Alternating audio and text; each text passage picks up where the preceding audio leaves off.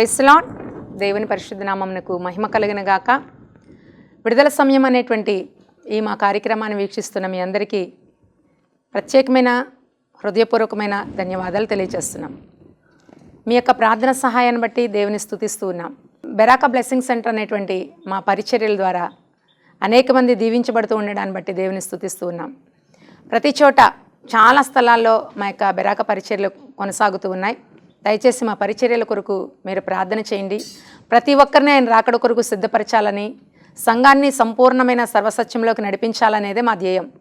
ఆ ధ్యేయంతో దేవుని యొక్క సన్నిధిలో మేము కొనసాగుతూ ఉన్నాం. మీ ప్రార్థన సహాయం అందించండి. ఖచ్చితంగా మీ యొక్క ప్రార్థన అవసరతలున్నా కూడా మీరు మాకు తెలియచేయండి. మీ కొరకు మేము కూడా ప్రార్థించడానికి సిద్ధంగా ఉన్నాం. మా కార్యక్రమాన్ని ప్రోత్సహించండి, అనేక మందికి పరిచయం చేయండి. దేవుని ద్వారా దీవించబడండి. God bless you. ఈ కార్యక్రమాన్ని విని ఆశీర్వదించబడండి. Praise lord. దేవుని పరిశుద్ధ నామంలో అందరికీ వందనాలు చెల్లించుకుంటూ ఉన్నాం.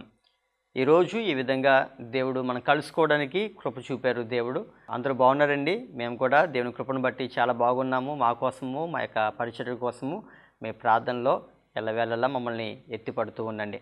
సరే, మనము వాక్య భాగంలోనికి వెళ్దాం. చాలామంది అనుకుంటూ ఉంటారు, వారు కొన్ని విషయాలలో తప్పులు చేసినప్పుడు, ఎవరైనా తప్పు అని ఎంచి మనతో మాట్లాడుతున్నప్పుడు ఏమని అంటూ ఉంటాంటే కనుక, నేను చేసినా నిరూపించగలిగితే అని చెప్పి మాట్లాడుతూ ఉంటారు. ఎందుకంటే తప్పు చేశారు, అక్కడ ఆ విషయం తెలియకపోయినా ఆ వాసన వెళ్ళింది అక్కడికి. అంటే తప్పు చేసిన విషయం తెలిసి అడుగుతున్నప్పుడు అక్కడ డెలిట్ చేసేయడమో, లేదంటే వాళ్ళు చూడకపోవడమో, కొన్ని విషయాలు ఎక్కడో మనం వినడం ద్వారానో వచ్చినప్పుడు నిరూపించే ఆ స్థితి లేనప్పుడు మనుషులు మాట్లాడే విధానం, ఎందుకంటే వాళ్ళు తెలుసు వాళ్ళు నిరూపించలేరు, ఆధారాలు ఏవి లేవు కాబట్టి ఆ విధంగా మాట్లాడుతుంటారు. కానీ దేవుడు చెబుతున్నాడు ఏంటంటే కనుక, భూమి మీద ఉన్న ప్రతి ఒక్క మనుషుడు పుట్టి చనిపోయిన తర్వాత వాడు ఎంత మంచివాడైనా, ఎంత నీతిమంతుడైనా, ఎంత చెడ్డవాడైనా సరే కానీ దేవుని యొక్క తీర్పులోనికి వస్తారు. ఖచ్చితంగా దేవుని తీర్పులోనికి వస్తారు. మనం ప్రకటన గ్రంథంలో చూసుకుంటే కనుక 20వ అధ్యాయంలో ధవళ సింహాసన తీర్పు అక్కడ జరుగుతుంది. ఈ ధవళ సింహాసన తీర్పు జరిగే ఆ సమయంలో అక్కడికి అందరూ వస్తారు. పునరుద్ధరణైన వారు అందరూ కూడా వస్తుంటారు.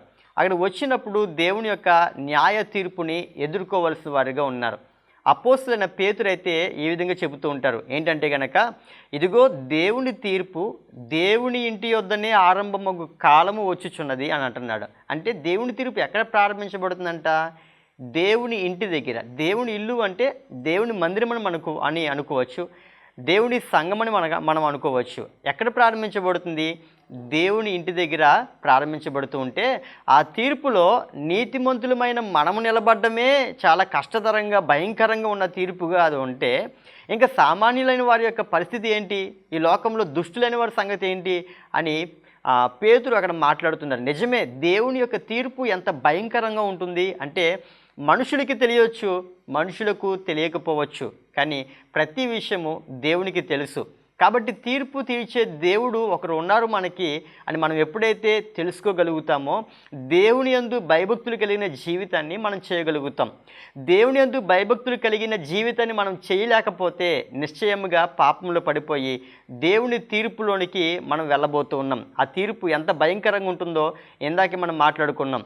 దేవుని తీర్పులో నీతిమంతులు నిలబడమే చాలా కష్టంగా ఉన్న ఆ పరిస్థితి మనం చూస్తున్నాం. చూడండి, దేవుని తీర్పు ఎక్కడ ప్రారంభించబడుతుందంట? దేవుని ఇంటి దగ్గర ప్రారంభించబడుతుంది. చాలామంది అనుకుంటూ ఉంటారు, నేను ఇంత భక్తి చేస్తున్నాను కదా, ఈ ఒక్క చిన్నదే కదా, దేవునికి తెలుసులే, నా పరిస్థితి తెలుసులే. చాలామంది మోసపోయే విషయం ఏంటంటే దేవునికి నా పరిస్థితి తెలుసులే అని చెప్పి మాట్లాడుతుంటారు. నిజంగా దేవునికి నీ పరిస్థితి తెలిస్తే గనక యేసుక్రీస్తు ప్రభుల వారు కూడా చాలా విషయాలలో ఈ లోకంలోనికి వచ్చిన తర్వాత కాంప్రమైజ్ అయ్యేవారే. ఎందుకు అవ్వలేదు? ఈ యొక్క విషయమే కదా, పర్వాలేదులే అని చెప్పి ఆయన భోజనము చేసినా పానము చేసినా తండ్రికి ఇష్టమైన విధముగా దేవుని చిత్తం చేసేవాడంట. అంటే నీళ్లు తాగడము, ఆహారం భుజించడంలోనే దేవుని చిత్తం చేసే విషయం ఉంటే మిగిలిన ఇంకెన్ని విషయాలు మనం అందరం తప్పిపోతున్నాము. వాటన్నిటి విషయంలో దేవుని తీర్పులోనికి మనము వెళ్ళవలసిన వారిగానే ఉన్నాం కదా. అంటే మనం చాలా జాగ్రత్తగా ఉండాలి. ఇంత మాత్రమే కాకుండా కొంతమంది ఉన్నారంట, వారు ఏం చేస్తున్నారంటే వారు ఎదుటి వారిని తీర్పు తీరుస్తున్నారు. ఇక్కడ జడ్జిమెంట్ అనేది ఎవరు ఇవ్వాలి? తీర్పు అనేది ఎవరు ఇవ్వాలి? దేవుడు ఇవ్వాలి. కానీ ఇక్కడ తీర్పు అనేది ఏం చేస్తున్నారంటే వీళ్ళే ఎదుటి వారికి తీర్పు తీర్చేస్తున్నారు. ఇటువంటి వారి కోసము రోమిలికి రాసిన పత్రిక 2వ అధ్యాయము 1వ వచనం మనం చూసుకుంటే, కాబట్టి తీర్పు తీర్చు మనుషుడా, నీవు ఎవడవైనను సరే నిరత్తురుడవై ఉన్నావు, అంటే ఉత్తరము ప్రత్యుత్తరం చెప్పడానికి సమాధానం లేనివాడిగా ఉన్నావు. దేని విషయంలో ఎదుటివానికి తీర్పు తీరుస్తూ ఉన్నావో దాని విషయంలో నీవే నేరస్తుడు అని తీర్పు తీర్చుకొనుచు ఉన్నావు. ఎందుకంటే ఆ తప్పు నువ్వే చేస్తున్నావు కాబట్టి, మరలా తిరిగి ఎప్పటికప్పుడు చేస్తున్నావు కాబట్టి నీవే నేరస్తుడిగా ఉన్నావని ఇక్కడ వాక్యం సెలవిస్తుంది. అంటే వీరు చేసే తప్పు పక్కన పెట్టండి, కానీ ఎదుటివాడిని తీర్పు తీరుస్తూ వీరు తీర్పులోకి వెళ్ళే వాళ్ళుగా ఉన్నారంట. ఇది మరింత భయంకరమైన విషయం. ఎందుకంటే వీడు తప్పు చేస్తాడు, వీడు ఎదుటి వాళ్ళకి పాపం చేస్తుంటాడు, వీరు అటువంటి కార్యాలను ఉంటారు, కానీ నీతిమంతులుగా మాట్లాడుతుంటారు కొంతమంది. దేవుడు వారి కోసం చెబుతున్నారు ఏమనంటే కనుక, నువ్వు తీర్పు తీర్చే వ్యక్తిగా నువ్వు కనిపిస్తూ ఉన్నావు. నువ్వు ఎవరైనా సరే కానీ నువ్వు కూడా ఒకరోజు అలాంటి విషయాలు నువ్వు చేసావు కాబట్టి దేవుడు నిన్ను కూడా తీర్పు తీసుకుని వస్తుంటాడు. కాబట్టి మనకి అవసరం లేని కొన్ని విషయాల్లోనికి మనం తీర్పు తీర్చడానికి వెళ్ళం. ఎందుకండి, ఎవరికో తీర్పు తీర్చి అది మన నెత్తి మీద తెచ్చుకోవడం ఎందుకు? అందుకనే మనం ఎదుటివారికి తీర్పు తీర్చకుండా, ఎదుటివారి యొక్క తప్పు ఒప్పులు మనం ఎంచకుండా మనమందరము దేవుడు ఒక సరైన స్థితిలో మొట్టమొదటి మనం ఉండాలని కోరుకుంటున్నారు. ఇలాగైతే సమాజంలో చెప్పేది ఎవరు? ఒక సేవకులు ఉన్నారు, వీళ్ళు నిలబడుతూ ఉన్నారు. ఏదో ఒక బలహీనత ఉండి ఒకవేళ వాక్యం చెబితే కనుక అది కూడా తీర్పులోనికి వస్తుందంటే దేవుడు చెబుతున్న విషయం ఏంటంటే, కొరింథీయులకు రాసిన పత్రికలో మీరు బయట వానికి తీర్పు తీర్చడానికి ఎందుకు తీరుస్తున్నారు? మీరు లోపల వానికి, అంటే సంఘంలో ఉన్న వారికి, దేవుని ఎరిగిన వారికి మీరు తీర్పు తీర్చాలి. అంటే ఏ తీర్పు తీర్చడము అంటే కనుక ఖండించి మాట్లాడే విధానము. తప్పు చేయకూడదు, పాప సంబంధం అలా చేయకూడదు, అలా ఉండకూడదు అని లోపల ఉన్న వాళ్ళకి చెప్పొచ్చు. కానీ వీళ్ళే తప్పులు చేస్తూ, వీళ్ళే బలహీనతలు ఉంటూ ఎదుటి వారికి చెప్పేవారి కోసము ఈ మాట మాట్లాడుతున్నారు. అందుకనే ప్రతి ఒక్కరూ దేవుని యొక్క తీర్పులోనికి వస్తారని మర్చిపోకూడదు. దేవుని తీర్పు బయట కాదు, దేవుని తీర్పు అన్యజనుల దగ్గర కాదు, దేవుని తీర్పు ప్రారంభించబడుతుంది మన దగ్గర ప్రారంభించబడుతుంది. మరొక మాటలో చెప్పాలంటే సంఘములోంచి ప్రారంభించబడుతుంది దేవుని తీర్పు. ఎందుకు సంఘంలోంచి దేవుని తీర్పు ప్రారంభించబడుతుంది? మనం ఒకసారి చూసుకున్నాం అనుకోండి, అన్యజనులకి మాదిరిగా ఉండవలసిన వారు, అన్యజనుల యొక్క ప్రవర్తనను సరిదిద్దవలసిన వాళ్ళు, దేవుని ప్రేమను, పరిశుద్ధతను, ప్రతిష్టతను ప్రపంచానికి తెలియజేయవలసిన సంఘము పాప భూయిష్టమైన ఈ లోకంలో చిక్కుబడిపోతూ ఉంటుంటే దేవుడు ఆ యొక్క దేన్ని తీర్పుని సంఘంలోంచి ప్రారంభిస్తున్నారు. ఎదుటివారికి చెప్పవలసిన నీవు పడిపోయావు, ఎదుటివానికి నీ యొక్క ఉద్దేశాలు తెలియజేయవలసిన నువ్వు పడిపోయావు అని దేవుడు ఇక్కడ మనకి తెలియజేస్తూ ఆ తీర్పుని సంఘంలోంచి ప్రారంభిస్తున్న మనం చూస్తూ ఉన్నాం. దేవుని తీర్పు చాలా ఖచ్చితమైనది, యథార్థమైనది. ఒకసారి దేవుని తీర్పు కోసం మనం తెలుసుకుంటే ఆశ్చర్యము, భయము కలుగుతాయి. ఎందుకు అంటే కనుక మొట్టమొదటిగా యాకోబు దగ్గరికి వెళ్ళి చూసి యాకోబు జీవితంలో కొన్ని విషయాలు మనం ప్రస్తావనలో తీసుకొచ్చామనుకోండి, నిజంగా ఆ విషయము ఎంత ఖచ్చితంగా దేవుని యొక్క తీర్పు జరుగుతుందా అనే విధంగా మనకు కనిపిస్తుంది. చూడండి, యాకోబుకి ఒక అన్నున్నాడు, ఆయన పేరు యాషావు. వీరిద్దరికి తండ్రి ఇస్సాకు. ఈ ఇస్సాకు కుమారులే యాకోబు, యాషావులని మనం మాట్లాడుకుంటూ ఉంటాం. కాబట్టి ఇక్కడ చూడండి, దేవుని యొక్క ఆశీర్వాదాన్ని ఇస్సాకు ఇవ్వాలని కోరుకొని తన కుమారుడైన పెద్ద కుమారుని పిలుస్తూ ఉన్నాడు.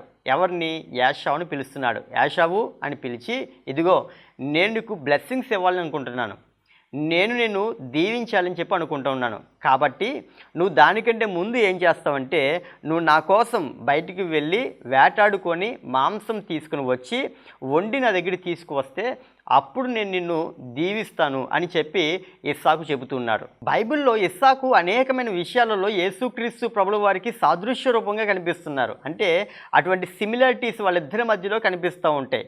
కానీ ఆశీర్వదించే సమయం దగ్గరికి వచ్చినప్పుడు మాత్రము ఇస్సాకు మాట్లాడుతున్న మాట చూడండి, ఎవరైనా ఒక వృద్ధాప్యపు స్థితిలోనికి వచ్చిన తర్వాత వారిలో ఉన్న భక్తి, వైరాగ్యం ఇంకా పెరుగుతున్నట్లుగా మనం చూస్తూ ఉంటాం.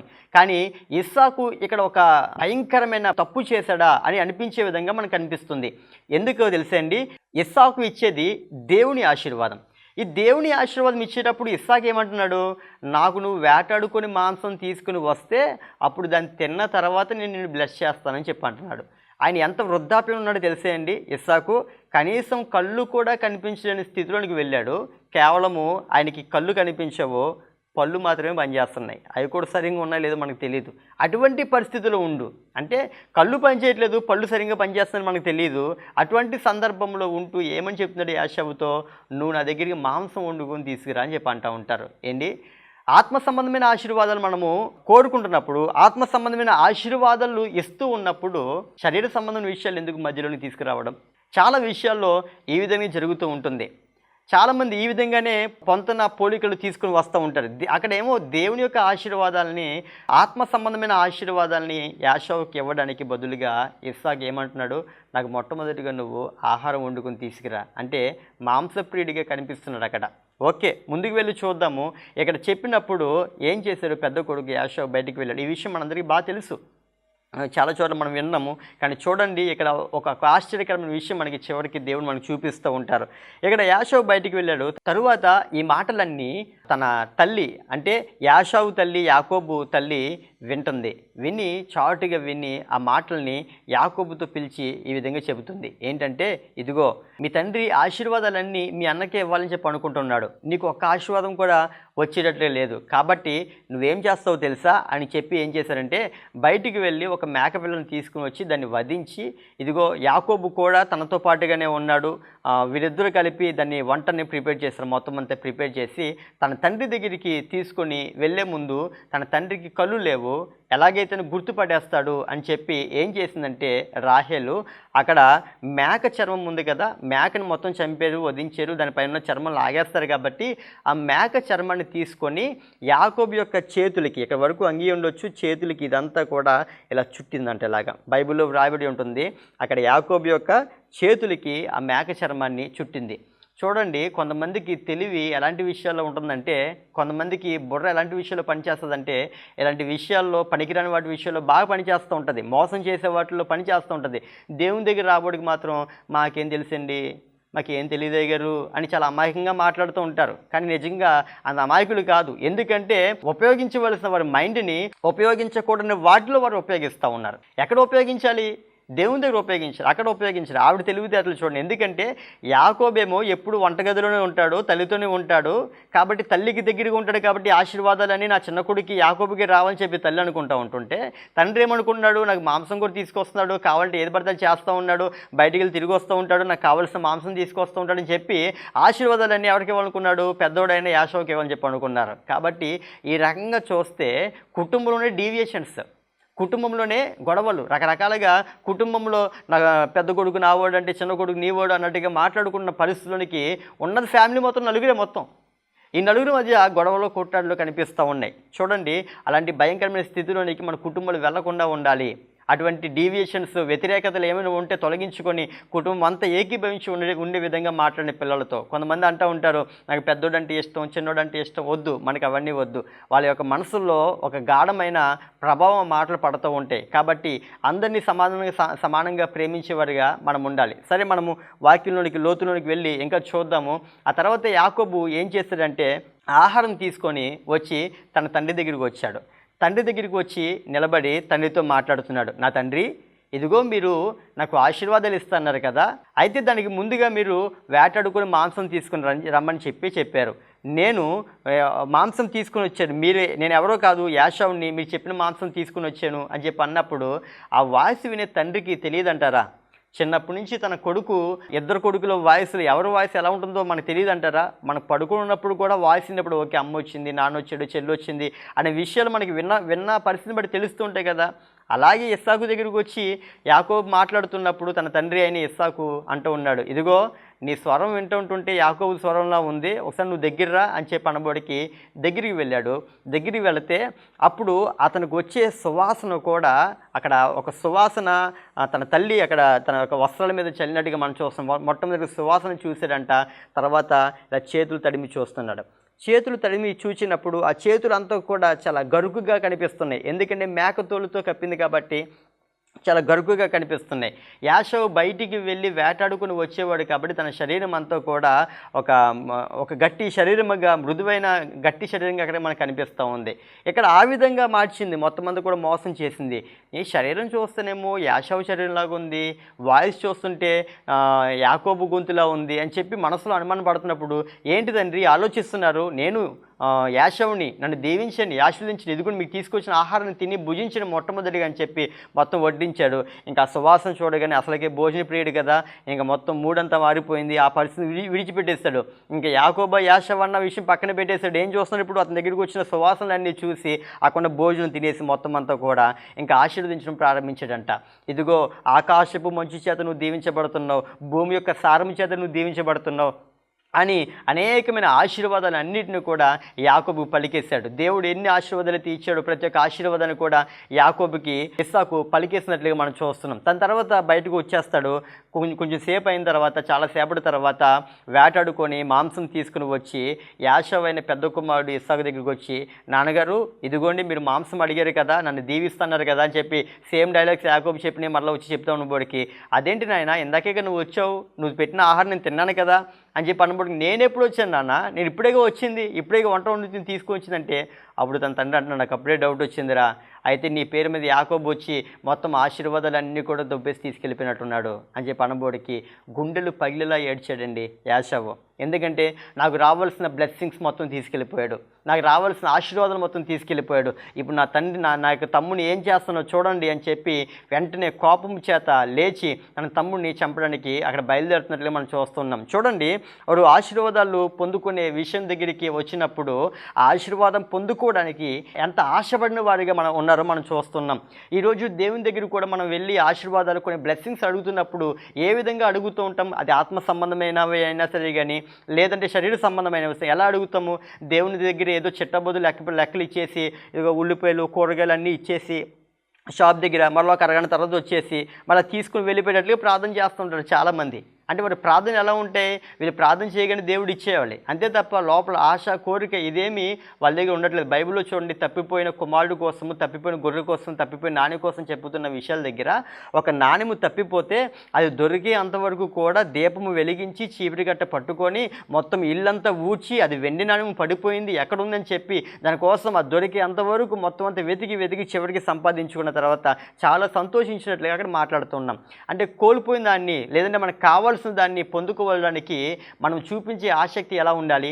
నిజంగా దేవుని దగ్గర ఒక నిజమైన ఆశీర్వాదమో, లేదంటే ఏ విషయమైన దేవుని దగ్గర నుంచి నువ్వు కోరుకోవాలి అని చెప్పి అనుకున్నప్పుడు నువ్వు ఏ విధంగా అడగాలో తెలుసండి.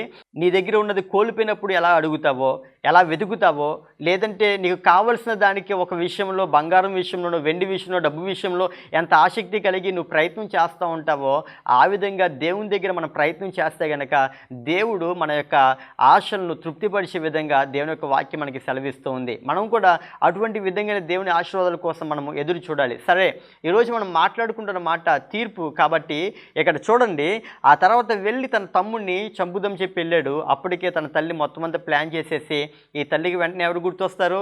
వాళ్ళ పుట్టింటికి గుర్తొస్తారు కదా, వాళ్ళ పుట్టింటికి పంపించేసింది యాకోబుని. మొత్తం యాకోబుని ఊరంతా వెతికాడు, ఇల్లంతా వెతికాడు, ఎక్కడ చూసినా యాకోబు కనిపించలేదు. ఇంకా ఆ తర్వాత ఈ యొక్క విషయాన్ని ఎక్కడితో కట్ చేస్తే దరిదాపుగా 20 నుంచి 25 సంవత్సరాలు గడిచిపోయినాయి.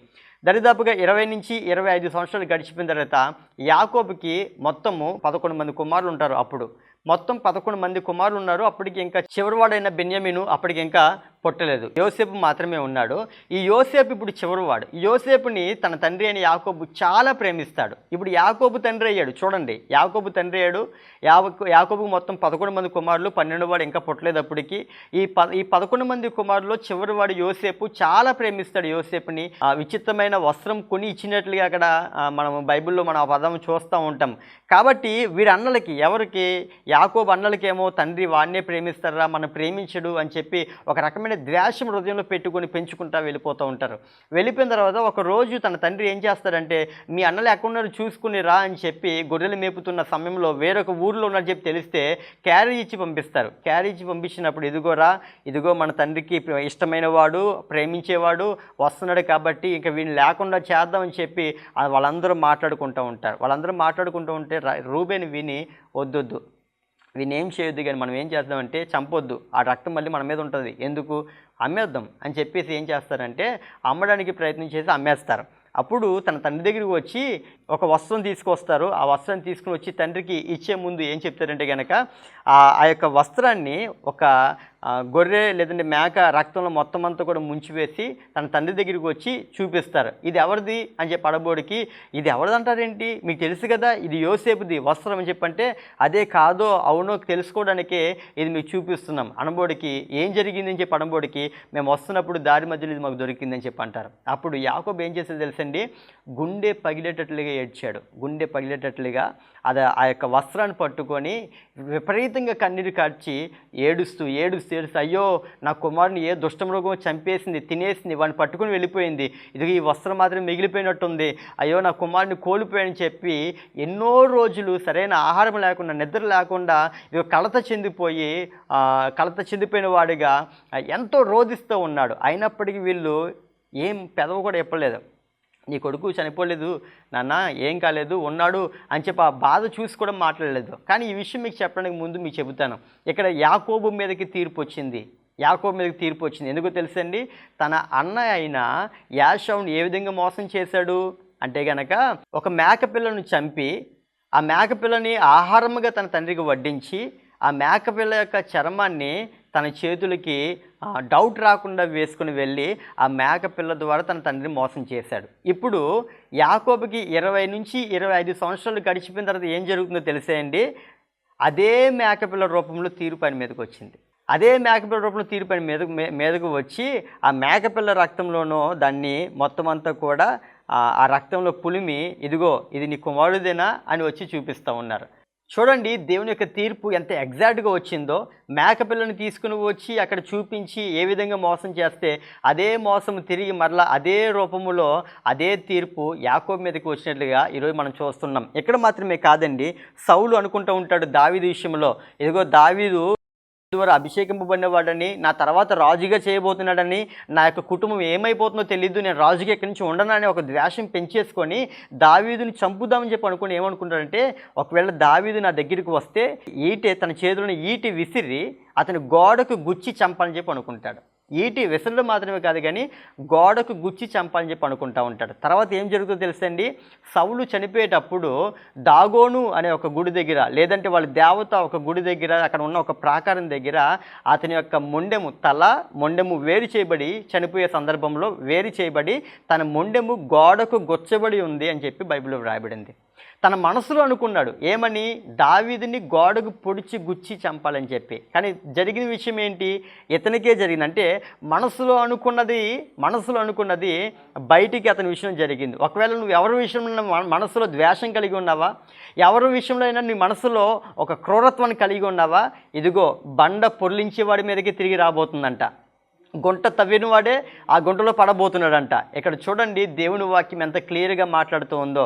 నువ్వు ఎవరికైతే ఎటువంటి తీర్పు విధించాలని నువ్వు ప్రయత్నం చేస్తూ ఉంటావో అదే తీర్పులోనికి నువ్వు వెళ్ళబోతూ ఉన్నావు. కేవలం ఇక్కడ యాకోబు మాత్రమే కాదు, సౌలు మాత్రమే కాదు, హామాను కూడా మొర్దెకై అనే ఒక వ్యక్తి కోసము ఏం చేస్తారంటే, హామాను ఆ యొక్క దేశంలో ఒక ఉన్నతమైన అధికారిగా ఉన్నాడు. హామాను తల వంచి ఆయనకి ఎప్పుడు నమస్కారం చేయడం లేదు. అటువంటి పరిస్థితుల్లో ఏం చేశాడో తెలుసండి, హామానుని అతనికి సంబంధించిన జాతిని అంతటినీ చంపేయాలి అని ఎప్పుడైతే ప్లాన్ చేసి హామాను కోసం ప్రత్యేకంగా ఒక ఉరికొయ్యను చేయిస్తాడు. హామాను కోసం ఉరికొయ్యను చేయిస్తే తిరిగి ఏమైందంటే చివరికి దేవుని తీర్పు అదే హామాను మీదకి వచ్చి ఏ ఊరినైతే చేయించుకున్నాడో అదే ఊరి మీద ఉరి తీయించి చంపబడ్డాడు హామాను. దేవుని తీర్పు ఎగ్జాక్ట్గా జరుగుతుంది, ఖచ్చితంగా జరుగుతుంది. ఒకవేళ నీవు కూడా ఎవరి విషయంలో అయినా సరే కానీ కొన్ని ఉద్దేశాలు కలిగి ఉన్నావా? చూడు, దేవుని తీర్పు కేవలము పరలోకంలో ధవళ సింహాసనం తీర్పు ముందు మాత్రమే కాదు, ఈ లోకంలో నువ్వు చేసిన వాటిని నువ్వు అనుభవిస్తావు. ఖచ్చితంగా నేను ఎప్పుడో పాపం చేసేసానులే అనుకోవచ్చు. 25 సంవత్సరాలు దాటిపోయిన తర్వాత యాకోబు మీదకి తీర్పు వచ్చింది. నువ్వు మర్చిపోకూడదు ఆ విషయాన్ని. ఎప్పుడో చేసిన పాపం విషయంలో ఒకవేళ దేవునికి మరలా జ్ఞాపకం చేస్తే దేవుని దగ్గరికి వెళ్ళి అడిగి, ఇదిగో ప్రభువా నా యొక్క పాపములను, నేను చేసిన దోషములు వాటన్నిటిని క్షమించని ప్రభువా అని చెప్పి దేవుని దగ్గరికి క్షమించమని అడిగి ఈరోజు మనం పాప క్షమాపణ అడగాలి. ఎందుకో తెలుసండి, ఒకవేళ అడగకపోతే తీర్పులోనికి వెళతాం. ఈ భూమి మీద తీర్పు రాబోతూ ఉంది. ఒకవేళ నువ్వు ఎవరికైతే మోసం చేసావో, నీ భర్తను మోసం చేసావా, భార్యను మోసం చేసావా, నీ బంధువులు మోసం చేసావా, ఎవరిని మోసం చేసినా మరలా తిరిగి వెళ్ళి వాళ్ళకి తెలియకపోవచ్చు. కానీ నువ్వు తిరిగి వెళ్ళి క్షమాపణ చెప్పు. లేదంటే కనుక అదే తీర్పు నీ మీదకు వస్తే నువ్వు గుండెలు బాదుకోవాల్సి వస్తుంది, నువ్వు ఏడవలసి వస్తుంది, నువ్వు కన్నీరు కార్చుకోవాల్సి వస్తుంది. ఎందుకు అటువంటి భయంకరమైన స్థితిలో నువ్వు వెళ్ళడం? కొద్దిగా నీ పేరు పాడైపోయినట్లుగా కనిపించినా పర్వాలేదు, కానీ దేవుని తీర్పులోనికి వెళ్ళొద్దు. దావీదు అంటాడు, మనుషుల చేతిలో పడ్డం కంటే దేవుని చేతిలో పడడం మంచిది, ఎందుకంటే దేవుడు కరుణామయుడు, దేవుడు జాలి కలిగిన వాడు అని చెప్పి అంటూ ఉంటారు. అంటే దేవునికి అప్పగించేసుకొని తర్వాత పరిస్థితిని, ప్రవ్వా ఇదిగో నీ తీర్పు నా మీదకి రాకూడదు, నేను నీకు అప్పచెప్పుకుంటూ ఉన్నాను, నేను వాడికి వెళ్ళి సారీ చెప్తానని చెప్పండి. ఒకవేళ లేదంటే ఎవరి కోసమైనా నీ హృదయంలో ద్వేషం కలిగి ఉన్నావేమో, ఎవరి కోసమైనా నీ హృదయంలో క్రూరత్వం కలిగి ఉన్నావేమో, అటువంటి వాటన్ని నువ్వు తొలగించుకోకపోతే నువ్వు ఏమైతే వారి కోసం ప్లాన్ చేస్తున్నావో అదే నీ మీదకి రాబోతూ ఉంది. అది భూలోకంలోనే మనము అనుభవించబోతున్నాం. అందుకనే ఇప్పుడు మనం చదువుకున్న మూలవచనంలో, కాబట్టి తీర్పు తీర్చు మనుషుడా నీవు ఎవడవైనను సరే ఇదిగో నీవు కూడా అటువంటి తీర్పులోనికే నువ్వు రావాల్సిన వాడిగా ఉన్నవని దేవుని వాక్యం చెబుతుంది. కాబట్టి ఇటువంటి తీర్పులోనికి రాకుండా మనమందరము కాపాడబడుదుముగాక. ఆమేన్. మీకోసం నేను ప్రార్థన చేస్తాను. పరిశుద్ధుడా దేవానికి వందనాలు తండ్రి. ఇదిగో దేవా, ఈరోజు తీర్పు కోసం మీరు మాట్లాడి ఉన్నారు. ప్రాముఖ్యంగా యాకోబు జీవితంలో తాను ఏ మేకపిల్లను తీసుకుని వచ్చి తన తండ్రిని తన అన్నని మోసం చేశాడో అదే మేకపిల్ల వంటి ఆ యొక్క రూపాన్ని, లేదంటే ఆ యొక్క పరిస్థితిని మీరు ముందుకు తీసుకుని వచ్చి యాకోబు తన జీవితంలో గుండెలు బాదుకొని ఏడ్చే విధంగా ఇదిగో తండ్రి ఇప్పుడు ఒక తీర్పును మా ముందు మీరు చూపించున్నారు. సౌలు తన మనసులో అనుకున్నాడు దావీదుని చంపాలి, గోడకు గుచ్చి చంపాలని చెప్పి, కానీ తన జీవితం యొక్క చరమాంకములో ఆ విధంగానే చంపబడినట్లుగా మేము చూస్తూ ఉన్నాము. దేవా ఇదిగో తండ్రి సహాయం అనుగ్రహించండి. ఈ భూలోకంలోనే ప్రభువా ఇదిగో తండ్రి వారు ఏమైతే విషయాల్లో ఇదిగో తండ్రి తెలిసి తెలియక ఆయా చేసిన తప్పులు ఏమైతే ఉన్నాయో ఆ ప్రతి ఒక్క విషయంలో మీరే విడుదల కలుగు చేయడం ప్రార్థన చేస్తున్నాం. అయ్యా మీరే బలపరచని వారిని దేవా, ఇదిగో క్షమాపణ అడగగలిగే ఒక మంచి మనసును ఏ విధంగా వాళ్ళు సమాధాన పడగలగాలో మీరే తెలియజేయమని ప్రార్థన చేస్తాం తండ్రి. ఇదిగో ఈ లోక సంబంధమైన లేదంటే భయంకరమైన అయ్యా ఈ విషయాల్లో వాడు పడిపోకుండా మీరు కాపాడమని ప్రార్థన చేస్తాం. దేవానికి వందనాలు. అయ్యా నీ యొక్క కృపచేత వాళ్ళు నడిపించండి, దీవించండి, మీరు పట్టుకోండి ప్రభు, నీకు వందనాలు ప్రభు. ఇదిగో వారు ఒకవేళ నిజంగా వాళ్ళ భర్తకో లేదంటే భార్యకో చెప్పలేని ఒకవేళ సీక్రెట్ అయితే కనుక నీ దగ్గర ఈ సమయంలో ఒప్పుకుంటే అయ్యా వారిని క్షమించి మరలా తిరిగి ఆ పాపంలోని వెళ్లకుండా అయ్యా చెప్పుకోలేని పాపం కాబట్టి అయ్యా మీరే వారిని విడుదల కలుగు చేసి నడిపించమని ప్రార్థన చేస్తాం. దీవించండి, ఆశీర్వదించండి, కృపచేత ఆశీర్వదించి ప్రభు ఈ వాక్యం స్థిరపరచుకొని ప్రార్థన చేస్తూ యేసు నామములో అడిగి వేడుకొని పొందుకుని ఉన్నాం తండ్రి. ఆమేన్. ఆమేన్.